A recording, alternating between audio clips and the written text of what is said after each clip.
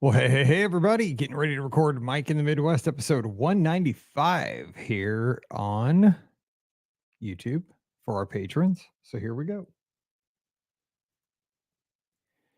Well, hey, everybody, welcome to episode number 195 of Mike in the Midwest, our mini podcast for the amazing patrons just like you of the Be Our Guest podcast. Of course, my name is Mike Rallman, host of the Be Our Guest podcast. You can find me on the social media at Be Our Guest Mike. Check me out over on Twitter or X or whatever we're calling it this week at Be Our Guest Mike. Again, also on Instagram, same name, and Threads. Would love to connect with you on all three.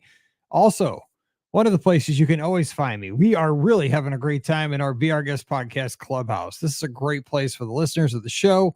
We are talking about all kinds of stuff all the time over at our clubhouse. It's our Discord channel. So just coming over, it's beourguestpodcast.com/Discord. Come on over. I know this weekend we've been talking a lot of pin trading. We've been talking about Alaskan cruises for folks that are thinking about doing that. Scott decided he wanted to become a vlogger, so he posted his first vlog over there. It's a lot of fun. Trisha has been posting photos. She was down in Costa Rica, down in Central America over the past 2 weeks. She's back now, thank goodness. But amazing photos. I've learned so much about the flora and fauna down in that part of the world.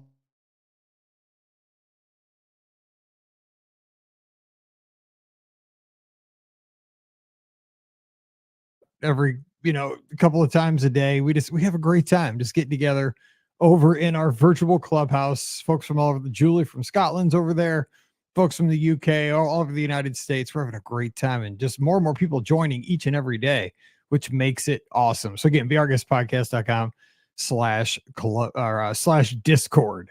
I should make it clubhouse, shouldn't I? I should have. I wasn't even thinking. Anyway, hope you're having a great day. We are here on a Sunday afternoon because this promises to be another busy week. So I wanted to get the show out a little bit early. I know I was doing them on Tuesdays there for a while, but had a bit of time this afternoon. So I thought I would jump in here and get the show out for you here. So you had it in time for your Monday morning commute, along with a great trip report that's going to hit your feed tonight for your Monday morning commute. I'll tell you about tomorrow's show. Tomorrow's show is with listener Andrew. It's a little bit longer because I couldn't stop talking to Andrew about his trip because it was just remarkable. And he was very much like me. We got talking about his first run Disney experience. He ran the Dopey with his brothers-in-law. So we talked about that for just a brief time, for probably about 10, maybe 15 minutes at the most, probably 10 minutes. And then we talked about he's from Utah. So a lot of his early memories were from Disneyland. So we talked about that for a little bit. And then we talked about an epic trip down to Walt Disney World, how they had to travel from Utah down to Walt Disney World. We really got into the details of the trip. So I really hope you enjoy tomorrow's show. I really got a kick out of it. And the Monday shows, to me, and I don't know how you see the Monday shows, because again, I probably have a different perspective on the Monday shows because I'm actively involved in, the questions I get to ask them, right? I'm very lucky in that the questions, the guests always answer my questions because I'm the active interviewer. And you probably like, oh, Mike, I wish you would have asked this question of the guests. And, I don't always know what I always try to think of what you would want me to ask, but of course I don't know what you would want me to ask. But I hope you enjoy the Monday shows because it's fun having folks come in every Monday and share, it is their unique story. And that's what I love when I get to talk to, because I record these on Wednesday nights. When I sit down on a Wednesday night with a guest, it's always fun for me because this is that person's very important story. And I always remember that when we do the interview, right? Because I know when I go to Walt Disney World or on a cruise or I get to go to Disneyland, that trip is super special. It's got its own kind of, vibe to it. It's every trip, even if we go a lot of times, every trip is different. Every trip kind of takes on its own personality. Is it a Run Disney weekend? Is it a family trip? Is it a trip where the parks are the focus? Is it a resort trip where we're kind of just chilling out, doing a little resort hop and stuff like that? Is it, a landmark trip, like you're celebrating an anniversary or kids' milestone, graduation or something?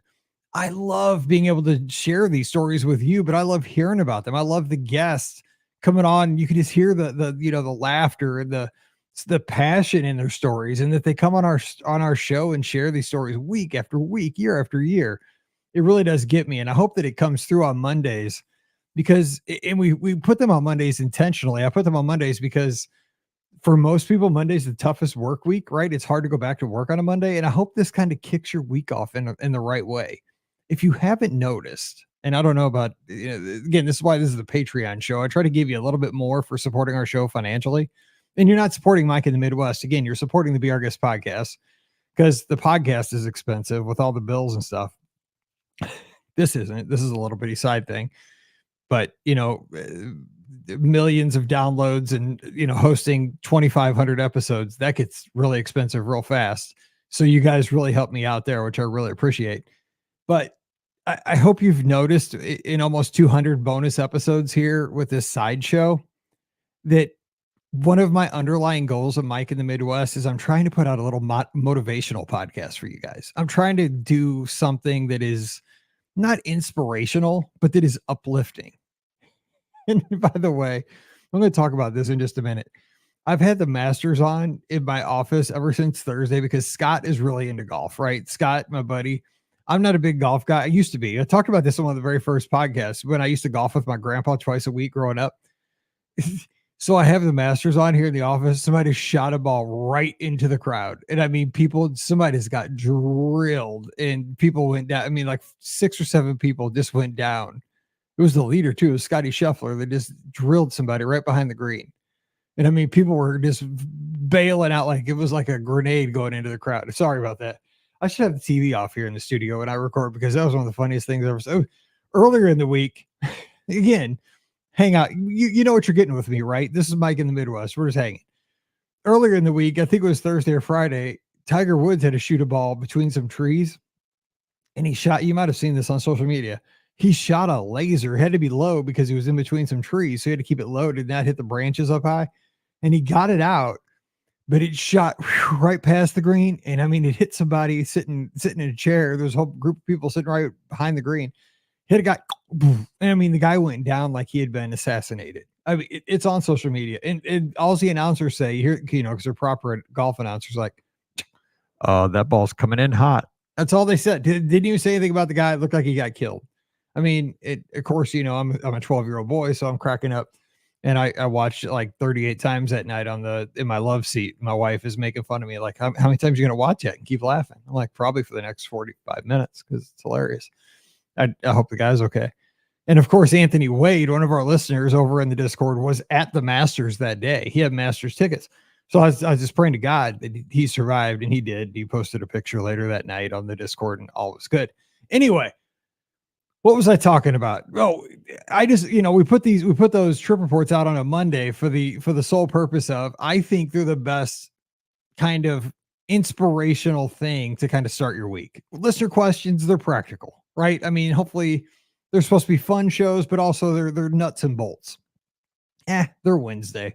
They're kind of, they can come out any day of the week. Friday, it's a round table. Sometimes like last week we did this or that, tough Disney choices.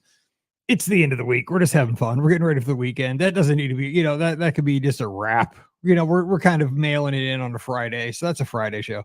But Monday, hopefully you hear that person coming on, sharing a trip.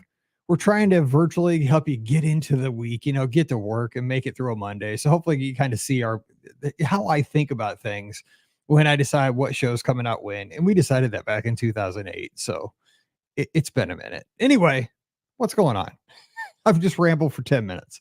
So what's happening here in the Be Our Guest Podcast Studios? Okay, so I came on again for a reason here on a Sunday afternoon because I'm trying to kill some time for the next hour. And I just thought I'd hang out with you guys because you guys are my friends. And you guys know that. We hang out on the Discord. We hang out through the podcast 3-4 times a week. We'll have our Sunday night live call-in show here in less than 4 hours. So give me a call. Scott's not going to be here tonight because Emily's got a big concert. She's going to be in a performing. So he's got to be a dad. He told me, I was like, dude, you got to go to the concert. So I'll be taking your calls. I need you. So I'm not talking for an hour straight. I won't do that. So give me calls tonight. But here's the deal. This past week has been cheer tryouts for next season at her high school. And the way they do this, now, I don't know how you did sporting events at your high school when you were, in school back in the day. I played sports when I was in school. And when we had tryouts, for one thing, we had tryouts like I didn't play like a sport like cheerleading where you tried out for the sport that happened in the next year. Like they have tryouts this week. It's for the cheerleading squad next year, which is kind of odd. Like we had baseball tryouts in February for the team that would start in March, so it'd start like a week or two later. But here's the deal. So the way it works is they had tryouts this past week on Tuesday, Wednesday, Thursday, Friday, nothing yesterday. And then they will announce the team today. Now, back in the day when they announced our teams for baseball, basketball, so forth, they would just the coach would take literally, I mean, this is how it was. The coach would just take a pen and write the names of the players that made the team, take like a piece of athletic tape, like you would use like if you got hurt, basically, stick it on his door, and that's who was on the team. And that was it. And so you'd swing by the health room, or whatever the coach taught, usually a PE teacher or a health teacher. You go by his room between second and third hour. And somebody would always tell you, whoever had him first hour or something, yeah, you're on the team. So you would go by and just confirm, you wanted to see Rallman on the list there, and then I'm on the team. Whew, okay, good. I'm in for the season. So that's how you made it. It wasn't a big deal. So the way it works for cheerleading in this big suburban St. Charles high school, which the high school that she attends is really good at sports. I mean, I've kind of talked about it. They always they're a large school. They compete for state championships in almost every sport, football, soccer, basketball, baseball, everything. Cheerleading, we came in second in state last year. They announced the team on Instagram Live. And so it is super stressful. So at 3:00 Central, we have to tune into Instagram Live to see who made the team. And so we did this last year, and we'll be doing that again here in about 45 minutes. So I'm here trying to kill time for the next 45 minutes just to hang out with you guys. So thank you for being a friend. But let's talk about something else so I get my mind off of that. And then what happens after that immediately is that if you're on the team, you immediately leave your house, go up to the H, which is Francis Howell. You go to the football field, and luckily today it is almost 90 degrees and sunny in St. Charles today. It is hot outside. And I mean, there's not a sky. It's like summer. There's not a cloud in the sky. It's almost 90. And they have a team meal immediately at the 50 on the football field. So we'll see. And the food's on the way and everything like that. So 3:00, we'll see. So it's 2:10 right now. Anyway, so let's talk about that's what's going on around here. Not much else. That's how it is. So let's hit the feedback from last week. Last week, we talked about two joyful things that were happening. And I talked about basically, one of the big things was how women's sports were being celebrated, right? That they were having their moment. And it was great to see. I mean, it really was. And I hope it carries over. Again, it's been a week. Things are kind of, of course, things are not going to stay there because, we've moved on. Now it's Masters week. People are watching golf. And then, after this week, who knows what'll be next. But it's awesome to see. So let's get the feedback from last week and see what folks had to say. Ryan Kennedy over on the Patreon page said, "Hey, Mike, thanks for getting this episode out early. Due to that, I was able to take it on my Sunday run." When people take our show on the runs, I love that because I take so many shows that I listen to on my runs. And it means a lot to get through the miles. It's a good distraction. So thank you. Every time you take the podcast on a run with you, thank you so much for that. What an unbelievable run for women's sports, Ryan continues. The skill these women have nowadays is leaps and bounds from what I remember growing up. They're truly incredible athletes and subsequently tangible examples of what can be achieved for the next generation of little girls. I agree. It's unreal. I mean, would you ever in your life want to take on, a Caitlin Clark or an Angel Reese or anybody like that in like a game of, I mean, think about it back in the day. Like when I was in school, again, I'm old, right? I mean, you would think you could beat it. I mean, this is just how it was growing up. You would have thought you could beat any girl like in a game of horse or pig in the gym. Dude, Caitlin Clark drains those almost half court shots like she's just like blindfolded. I mean, she would kill anybody at a game of horse or pig. And I mean, really any game, 1-on-1, 2-on-2. Yeah. The skill level is incredible. And it's not just basketball. Like I watched some softball at Mizzou. They're unbelievable. I mean, it's just, and the thing is too, it's that finally these women athletes are getting the facilities they deserve to train the right way. And like you said, I think it's going to feed on itself because they're going to see role models like this, and they're going to start, younger girls are going to start to believe, and it's going to be a cycle, right? They're going to say, hey, I can do this now. And so we're going to see the next batch of girls, and it's going to be pretty amazing. So I agree, Ryan. It's a cool thing to see, and I think we're just at the beginnings of this. It's going to be pretty cool. All right, so we have another piece of feedback here from Dennis down in Texas. Says, hey, Mike, I hate to admit that I really haven't been watching either basketball tournament this year. However, I'm glad that women's tournament has been such a success. The closest thing I can think of that rivals this for popularity in women's team sports was when the United States hosted the Women's World Cup in soccer and won the tournament back in 1999. The ladies were as popular as rock stars. I've been enjoying the Discord server as well. I can't believe how busy it got over the past few weeks when there were about a dozen of us over there for the longest time before that.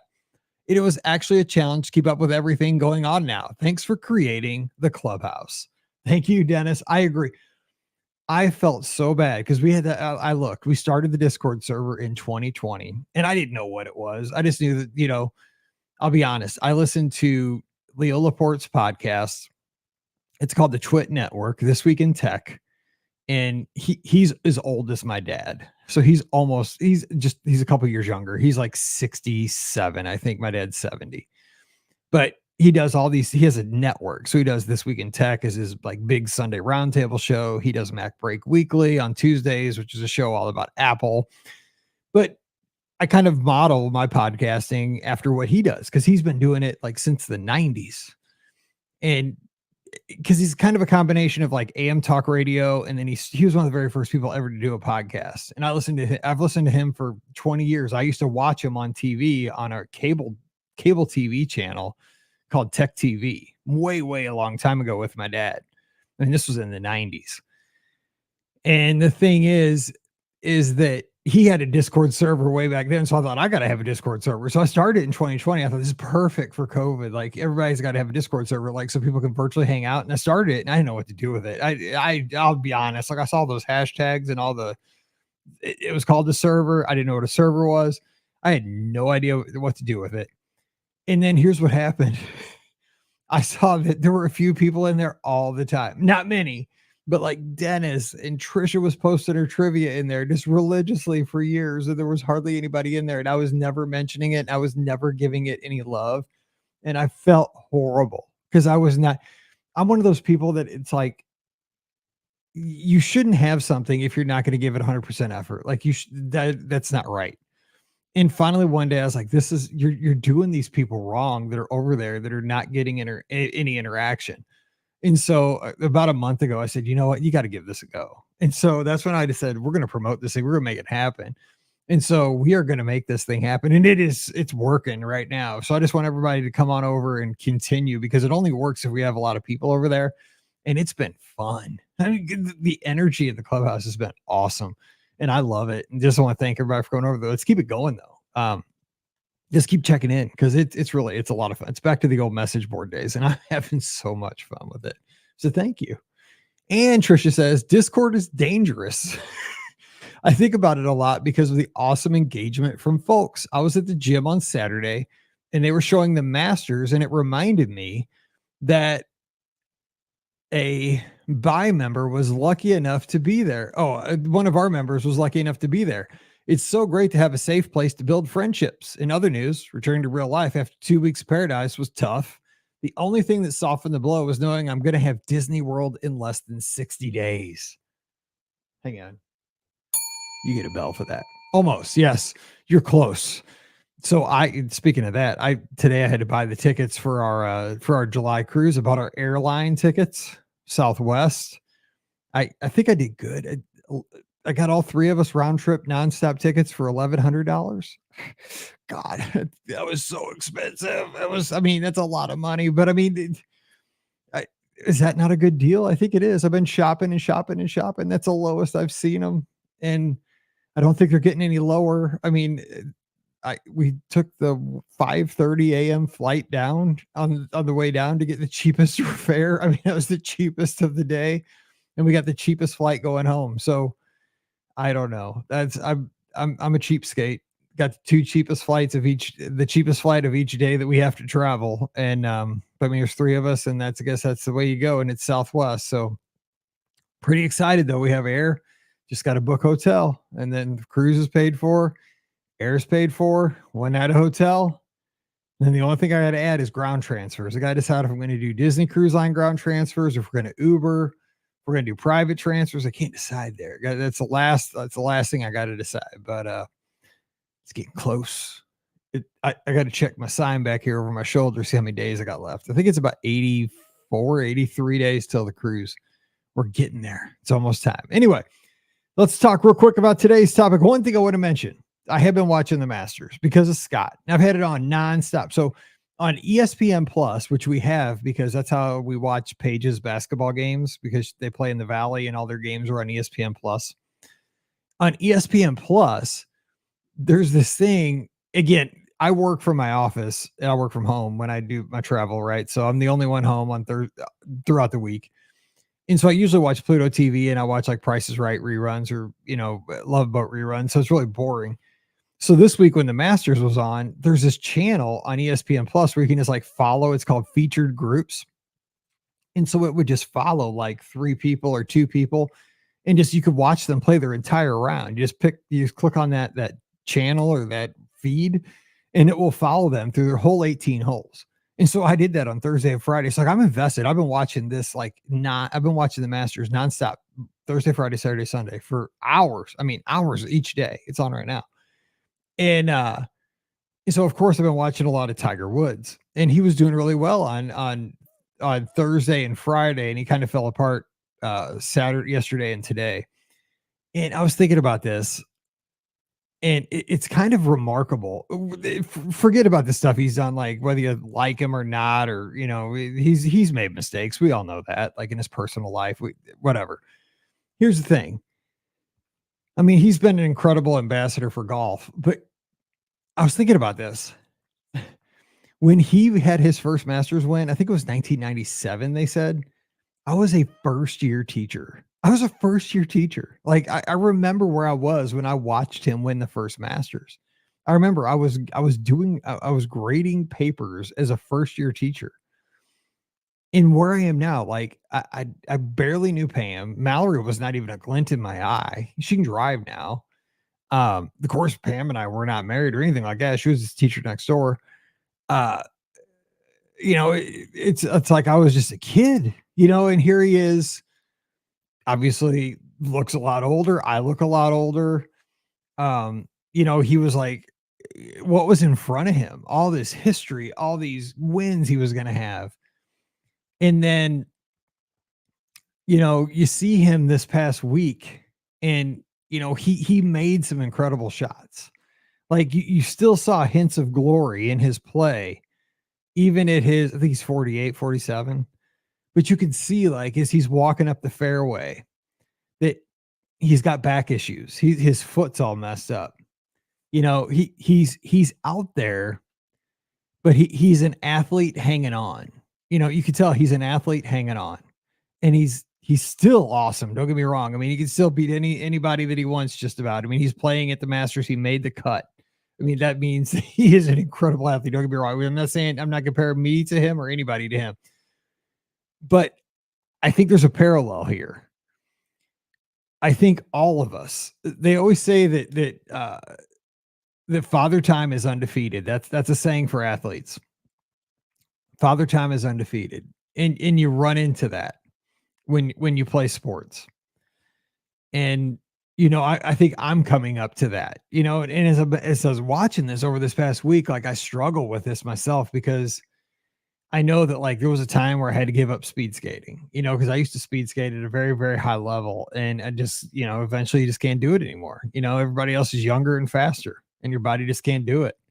So I gave that up, baseball, you finally you can't do it anymore. It's like the game tells you when you're done, and I was done. And that's the cool thing about running is running that's a sport you can probably do into your 80s or whatever.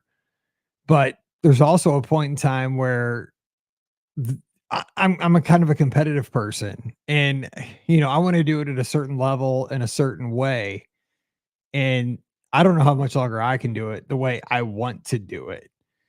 And like I know that it's like with my knees jacked up again right now. It's like I've been having to wear my knee brace again. It's super painful over the past 3 weeks, and like seeing Tiger like that, like, walking sideways, like up the fairway, it's like, I get it. Like, it's one of those things like, when do you hang it up? I've questioned myself. Like, I know that he wants to keep playing because he could probably still, maybe he could pinch one more big win out because you never know. Is there still one more? Is there still one more glorious day on the horizon? Because you never know. You still might have that one more big day. But Father Time is undefeated. I think we all fight that battle. If you've ever been an athlete, have ever been in sports, I don't know if you've ever felt that, or if you're fighting that, or if you question that in your future. Give me some feedback on that. It's just one of the struggles I'm going through. And you guys are my friends, so just being honest with you here. Okay, today's little featurette. I was listening to a podcast this morning while I was walking on the treadmill because I walk on Sundays, I walk on Tuesdays, and I walk on Thursdays. I run the other days.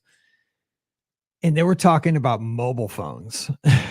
And so I got to thinking about when I first got a phone. And for Disney fans, right? Do you cringe when you're on Carousel of Progress and the girl goes, "What, you didn't even have a car phone?" And she refers to it as a car phone. I don't know why, but that makes me cringe. It's just weird to me that she calls it a car phone. But we all called it a car phone back in the day. So I thought I would kind of give you the background of like, again, I'm old and I hate that I'm old, but this is how my story started with phones. First of all, I think I've talked about this on a previous episode, but I actually had a pager back in the day. I think we all did if you were of my ilk, of my age. A lot of us, and I don't know why we had to have these dumb things. We had pagers, right? We had the little beepers because they came in like little cases that were like kind of translucent with neon colors. Mine was turquoise and it was translucent. And we'd all page you, like you got them at Best Buy. I think I got mine at Best Buy. And you would like page each other and you had little codes for what everything meant. And then, because I was working at the skating rink at the time. So if somebody paged me, I just go to the skating rink phone, call them back and see what was going on. They're only, because it was only like, $5 a month for the subscription, $6. It wasn't expensive, but that way you were always kind of in touch. And we'd use these things all the time. Everybody had one, like in my circle of friends. So that was kind of where it started with the pager. Now, I will admit, I was the first person in my circle of friends to have a car phone, and it was a car phone. Again, my first car was an MGB, a 71 MGB convertible. Now, remember, I was born in 73, so this car was older than I was. So the reason, wait, no, I'm trying to think though, because I didn't drive. So I had the MG so I didn't get the car phone then because I had a pickup because I had a 91 Ranger too. I'm trying to think though how this worked. Because this is when I had to been DJing at this time to have this phone because my dad got it for me when I was DJing. So let me think, how did this work? So let's see, I got my license when I got my license. Well, anyway, I don't want to do the math here on the air, but it doesn't matter. Here's the deal. When I started DJing for my dad, because again, my dad owned a mobile DJ company, which we owned it was a small like company that had like 10 systems, and we would go out and do wedding receptions every Saturday, Friday, well, whenever, but mostly Friday and Saturday nights. So we go to like banquet halls, VFWs. Sometimes we did car shows like on parking lots of restaurants. We did proms and so forth. We'd supply the sound system and the DJ. Well, so Actually, I did a few before I was 16. My dad would drop me off and pick me up. But as soon as I turned 16, I was out and doing wedding receptions. I had my own tuxedo. I had to wear and I'd do the wedding reception. Most of them were 7 to 11, some of them were 8 to 12. But you'd get out there at like, 5 o'clock, set up the whole DJ system, the sound system, a light rig, get it all set, do the do the reception, tear it all down, throw it in the back of the pickup and come home, put it all back in the garage. So somehow I talked my dad in. I needed a phone because, a lot of these places were far away. We do the greater St. Louis area, but a lot of times I'd be like an hour from home. I'd be, in, you know, if you know St. Louis, I'd be like in Warrensburg or Warrenton or, I don't know, Troy or Festus or St. Jacob, Illinois, something like that. It'd be far away. And so if anything went wrong, I'd need to be able to get in touch with him to be able to like troubleshoot something or get a new power amp or a cord. Not that any of this stuff would have ever made it in time, but that was my philosophy. I needed a phone. So anyway, he did get me a phone. And so the phone that I had, my first phone, now I don't know if any of you guys had this. I had a bag phone. It was an AT&T, and it was actually, I think it was called Singular back then. It was like a phone that was in a bag and you sat it between the two seats, and it literally like had a handset that was like big. I mean, it looked like a regular handset that you'd have at home, like at the house, and the numbers were on the back side of it. So like you could look down and dial the numbers as you were looking down. So it was like on the back side of the handset, and it plugged into the cigarette lighter. And the thing was, you literally could not use a sucker until after 9:00 p.m. because it was super expensive before 9 p.m. Now, after 9 p.m., it was pretty inexpensive. You just had to worry about your taxes and stuff like that. So I just remember I would never call anybody on it until like 9:10 just to be safe, because I was always told that if you called somebody like at 8:59 and then talked for an hour, like the whole hour was like at the prime time rates. So I always like to be safe. I'd like wait till like 9:10, but then I'd be rolling like on the weekends. I'd call people and drive around thinking I was, Magnum PI or something. So that was my first phone. And I mean, everybody thought that was like, none of my friends had phones. And so that was like the jam to have a phone like that in my car. But you couldn't do anything with it. It was like, you could take it with you, and it did have a battery. I mean, the battery was like, literally a brick. I mean, it was big. I mean, it didn't last long, but it was like a bag. I mean, it was like a purse. So it wasn't, mobile per se like today. I mean, it was like carrying a purse with a big antenna that stuck out of it anyway. So that was my first phone. After that, the next phone I remember getting, I had two after that I can remember.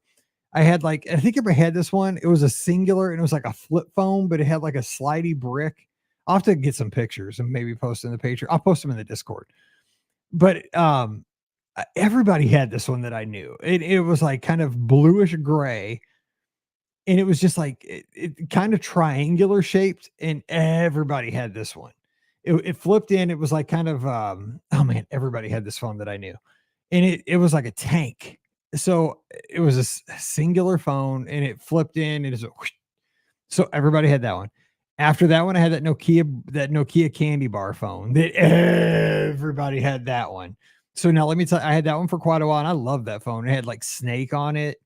It had a few games on it. And I'll tell you what, the good news about that phone had a battery that went forever. And I love that phone. I think I had a couple of them actually. But here's how that phone ended up dying. So I still remember this. I had this phone until the day of my wedding rehearsal with Pam.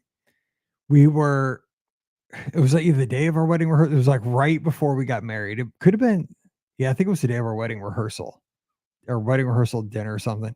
We were killing time before our wedding rehearsal dinner, and we had a place right next to our house called Coke Park, and it had a little water park, a little municipal swimming pool, and we had season passes up there. So it was a hot day, and so we always went up there all the time. And so we decided to go up there and just hang out in the lazy river. And so I didn't know it. I had the stupid phone in my pocket and in my swimming trunks and jumped into the lazy river, and that thing got fried. And of course, like worst time ever, right? There goes my phone into the lazy river, gets fried. And so after that, so after our wedding, that's when I made the switch over to my first iPhone. And I've been iPhone ever since. And I just remember getting an iPhone was like crazy. Like it was so wild. There's iPhone 3 or what was the first iPhone? Like the real, like first one that actually did anything. And then subsequently, I've had all the iPhone, not all the iPhones, but I mean, I've had like every other iPhone since. But one of the wildest iPhone memories I have, just real quick, because we're not, this thing's getting super long. It's getting away from us. Again, I always mean for these to be short, and I apologize. But one of the craziest memories I have from getting an iPhone, this is when I got the iPhone 4S, and this is the one that ended up having the antenna gate issues. It had nothing to do with this. So this was the time that this was back in the day when you would actually go to the store and line up like for a launch. So we had a mall called West County Mall. So I remember this night we had a free night. Like my mother-in-law had a free night at a casino hotel here in St. Louis. We're teachers. We're still both teaching. It was the summer. We didn't have anything to do. So we spent the night at the hotel just for the fun of it. So we could swim in the swimming pool.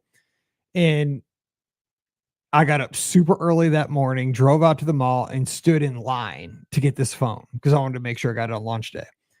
So I waited in line like 4 hours and I thought I'd be the first person. And nope, I was like the 100th person in line. And I got there like at 3 in the morning. So we're lined up all the way down this mall, right? And I mean, the line got super long too, like afterwards. So I'm waiting in line and this guy comes up to me. He's like probably 30 people behind me. And he comes up to me and he's like, dude, can I have your spot? I'm like, no. He's like, but I'm Chingy. So it was Chingy the rapper. So if you know, like, you know, if like you're a rap fan, he's a St. Louis rapper and he just wants to like take my spot because he's a rapper. I'm like, no way, dude. I've been here for like 3 hours. I don't care if you're a rapper. So that was just I thought it was funny that he wanted to take my spot because he was a rapper. I don't care who you are. I've been dying here. I just want to get my phone and get out of here. So that was the iPhone 4S. Anyway, those were my stories from my first phone. So I had a big old bag phone. I had that singular kind of flippy and had a slidey battery on the back. I'll get a picture of it. Then I had that Nokia brick phone, which I think everybody had. It had like the changeable faces. That thing was that thing was a tank. You could do anything with it except you couldn't get it wet. That didn't work. And then my first iPhone, and I've been iPhone ever since. So what about you? What was your first phone? And give me a couple memories from your first like mobile phone days. You didn't even have a car phone. Let me know, and let's talk about it next week. But until then, I hope you have a great week. We're going to have some great shows for you this week. I promise you that. And join me tonight for the open line. I need your calls. But until then, you guys stay safe, stay healthy, and we'll see you real soon.